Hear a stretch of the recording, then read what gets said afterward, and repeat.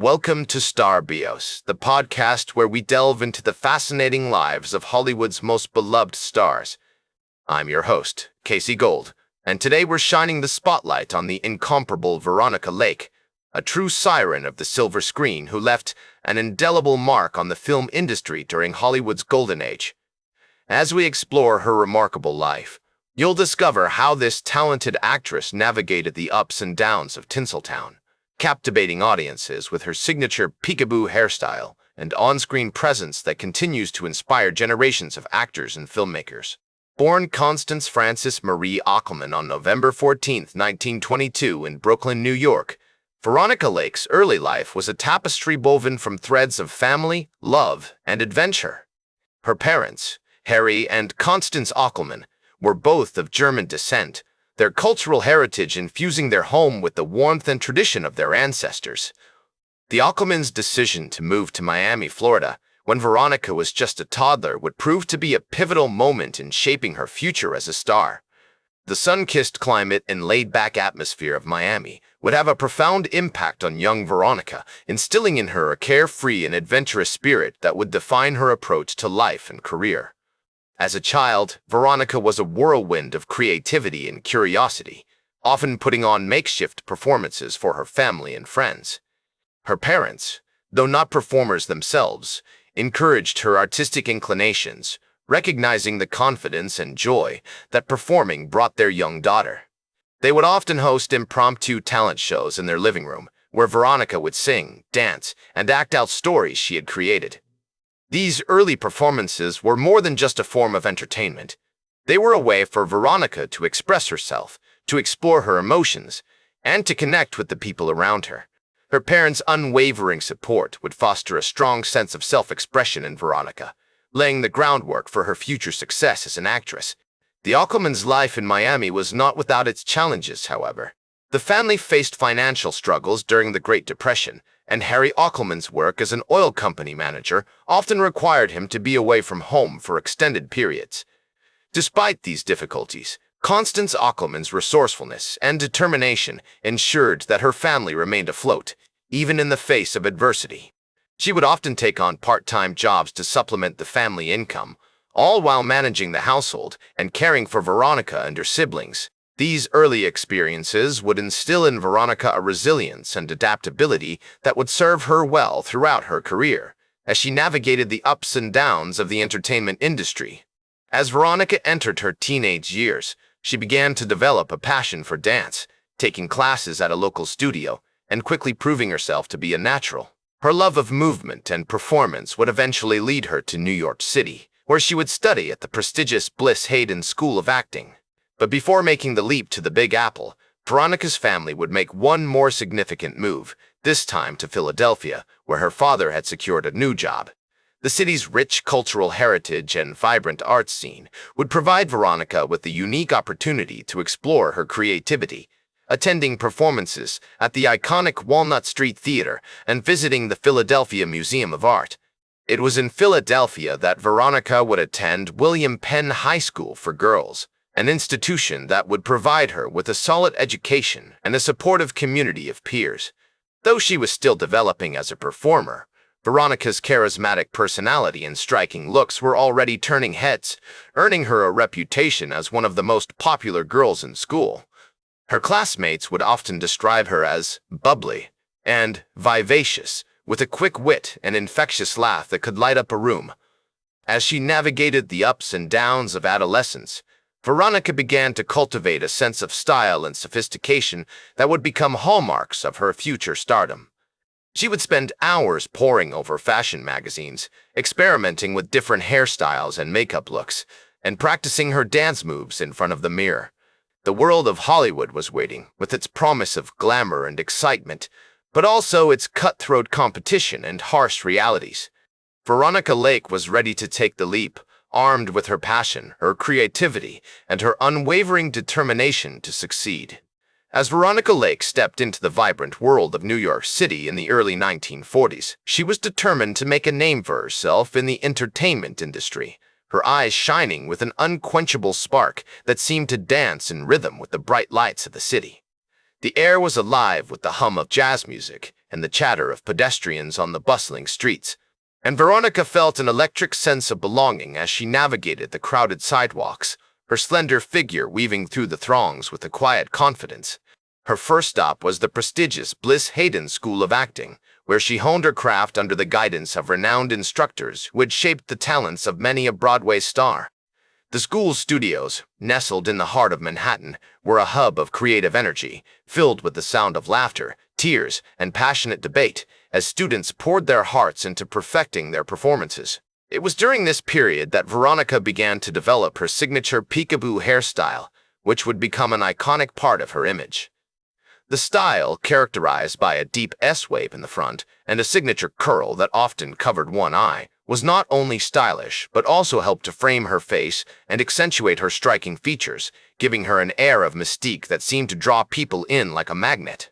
As she practiced her lines in front of the mirror, Veronica would often experiment with different variations of the style, trying out new ways to tease her hair into the perfect wave, and it was this attention to detail that would eventually make her one of the most recognizable faces in Hollywood. In 1941, Veronica made her Broadway debut in the play The Male Animal, directed by the esteemed Guthrie McClintock, a veteran of the stage who had worked with some of the biggest names in theater. Although the production received mixed reviews, with some critics praising its wit and others finding it lacking in substance, Veronica's performance caught the attention of talent scouts from Hollywood, who were eager to capitalize on her unique look and charismatic stage presence. One such scout, from Paramount Pictures, offered Veronica a screen test, which she duly passed, leading to a contract with the studio in 1942. As she signed on the dotted line, Veronica felt a surge of excitement mixed with a hint of trepidation, knowing that she was taking a leap into the unknown, but also sensing that this was just the beginning of an incredible journey. Veronica's film debut came in 1942 with the movie I Married a Witch, directed by René Clair and starring Friedrich March. Although her role was relatively minor, playing the part of a seductive and mysterious woman who casts a spell on the male lead, Veronica's on-screen presence was undeniable, and she quickly found herself cast in more substantial roles. Her breakthrough performance came in 1944 with the film The Hour Before Dawn, where she played the lead opposite Vera Zorina, a talented actress and dancer who would become a close friend and confidant. This marked a turning point in Veronica's career as she began to establish herself as a leading lady in Hollywood, taking on roles that showcased her range and versatility as an actress. Throughout the 1940s, Veronica appeared in a string of successful films, including So Proudly We Hail, 1943, a patriotic drama that explored the lives of women during wartime, The Lady is Willing, 1942, a romantic comedy that paired her with the charming Cary Grant, and Hold That Blonde, 1945, a screwball comedy that showcased her ability to play both funny and fetching. Her performances were often marked by a unique blend of vulnerability, wit, and charm, which endeared her to audiences and critics alike, who praised her for bringing a fresh and modern perspective to the screen. Veronica's on-screen chemistry with her co-stars was also notable, particularly in her collaborations with actors like Alan Ladd and Joel McCrea, with whom she shared an easy rapport that translated into some of the most memorable scenes of her career. As Veronica's star continued to rise, she found herself at the center of Hollywood's social scene, attending high-profile premieres and parties alongside other A-list stars of the era. She would often rub shoulders with the likes of Humphrey Bogart and Lauren Bacall, Clark Gable and Carole Lombard, and other legendary couples who defined the glamour of old Hollywood. Her personal life also began to garner attention, particularly her romance with actor John Bromfield, whom she married in 1947 in a quiet ceremony surrounded by close friends and family. The couple's relationship was marked by a deep affection for each other, as well as a shared passion for adventure and travel, which would take them to exotic destinations around the world. One notable example of Veronica's adventurous spirit was her decision to accompany her husband on a big game hunting expedition to Africa in 1948. The trip, which lasted several months, allowed Veronica to experience the thrill of the savannah firsthand as they trekked through the grasslands and forests, tracking majestic creatures like lions and elephants. She even managed to bag a few trophies herself, earning the respect of her husband and the other hunters in their party, who were impressed by her bravery and skill. This sense of adventure and willingness to take risks would become a hallmark of Veronica's personality, both on and off screen, as she continued to push boundaries and challenge herself in new and exciting ways. As Veronica Lake's career continued to soar in the 1950s, she found herself navigating a complex landscape of new challenges and opportunities. The decade began on a high note, with her taking on more dramatic roles that showcased her impressive range as an actress. Films like Slattery's Hurricane, 1949, and This Time for Keeps, 1947, not only demonstrated her versatility, but also cemented her status as a leading lady in Hollywood. The characters she portrayed were often multifaceted and dynamic, reflecting the changing attitudes towards women during this period. Lake's performance as the alluring and mysterious Dolores was widely praised, with critics noting her ability to convey depth and nuance through her character's subtle expressions and mannerisms. This role marked a significant departure from her earlier peekaboo persona, showcasing a more mature and sophisticated side of her acting abilities. Lake's personal life also underwent significant changes during this period. Her divorce from John Bromfield in 1951 marked the end of an era, as she bid farewell to a marriage that had been both personally fulfilling and professionally beneficial. This transition was not without its challenges, as Lake navigated the complexities of single life amidst the scrutiny of the public eye. However, it also brought about new opportunities for growth and exploration, as she began to redefine herself both on and off screen. In 1955, Lake married songwriter and producer Joseph McCarthy, a union that would bring her both personal happiness and professional fulfillment. McCarthy's influence can be seen in Lake's later work, as she began to take on more diverse roles and explore different genres, from drama to comedy. Despite facing some setbacks and struggles in the latter part of her career, Veronica Lake remained a beloved and respected figure in the entertainment industry. She continued to act in film and television throughout the 1950s and 1960s, appearing in a range of productions that showcased her enduring talent and charisma. Her later work included roles in episodes of popular TV shows like The Red Skelton Show and Kraft Theater, as well as appearances on stage in regional theater productions. One notable example of her later work was her appearance on The Red Skelton Show, where she played a variety of characters, from a sassy waitress to a charming socialite. These roles not only demonstrated her impressive comedic timing, but also showcased her ability to connect with audiences through her quick wit and infectious charm. Her performances were often met with thunderous applause, a testament to her enduring popularity and appeal.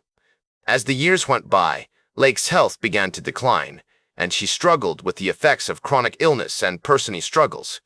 Despite these challenges, she continued to work, driven by a fierce determination and passion for her craft. Her final years were marked by a sense of resilience and courage as she navigated the complexities of aging and mortality in the public eye. Veronica Lake passed away on July 7, 1973, at the age of 50, leaving behind a legacy as one of Hollywood's most iconic and enduring stars. As film critic and historian Leonard Maltin once observed, Veronica Lake was a true original, a woman whose unique blend of talent, style, and personality captivated audiences and inspired countless imitators. Her influence can be seen in the work of countless actresses who followed in her footsteps, from Elizabeth Taylor to Madonna, and her films continue to delight audiences around the world with their timeless charm and wit. Today, Veronica Lake is remembered as a pioneering figure in the history of American cinema, a woman who broke molds and defied conventions with her innovative approach to acting and her unapologetic individuality. Her legacy extends far beyond the boundaries of Hollywood, speaking to fundamental aspects of the human experience like creativity, perseverance, and the enduring power of the human spirit. In reflecting on Veronica Lake's life and legacy, it is striking to consider the ways in which she embodied the contradictions and complexities of her time. She was a woman who navigated the challenges of fame, identity, and personal expression with the courage and vulnerability that continue to inspire us today. Her story serves as a powerful reminder of the importance of staying true to oneself, even in the face of adversity, and of the lasting impact that one individual can have on the world. Veronica Lake's legacy is a testament to the power of hard work, determination, and a willingness to take risks. Her life serves as a shining example of what it means to live a life that is truly authentic, a life that is marked by purpose, meaning, and a deep connection to one's own unique spirit. Her story is a reminder that, no matter what challenges we may face, we all have the power to create our own destiny and leave our mark on the world. As we look to the future, we would do well to remember the lessons of Veronica Lake's life, to stay true to ourselves, to pursue our passions with courage and determination, and to never give up on our dreams. That's all for today's Star Bios. Remember to like, share, and subscribe. And until next time, I'm Casey Gold reminding you to keep shooting for the stars.